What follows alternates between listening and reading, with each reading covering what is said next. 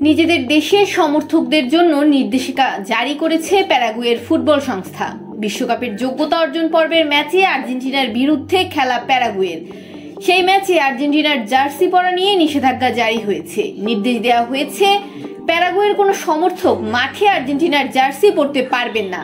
তারপরেও প্যারাগুয়ের সমর্থকরা লিওনেল মেসির জার্সি পরবেন, এমনটাই বিশ্বাস আর্জেন্টিনার কোচ লিওনেল স্কালোনির। প্যারাগুয়ের কোচ ফার্নান্দো ভিলাস-বোয়া দলীয় সমর্থকদের হুঁশিয়ারি দিয়েছেন। তিনি বলেন, আমাদের সমর্থকেরা অন্য দলের জার্সি পরতে পারবেন না।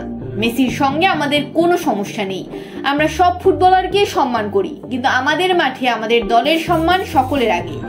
তাই আমাদের সমর্থকদের শুধু প্যারাগুয়ের জার্সি পরতে হবে, কেউ এই নিয়ম ভাঙলে ব্যবস্থা নেওয়া হবে।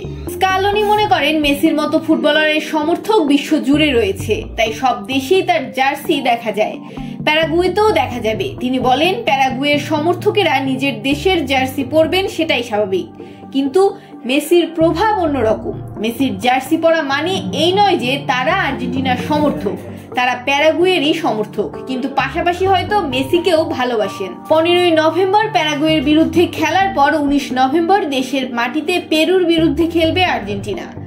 বিশ্বকাপের যোগ্যতা অর্জন পর্বে এখন 22 পয়েন্ট নিয়ে সকলের শীর্ষে রয়েছে মেসিরা।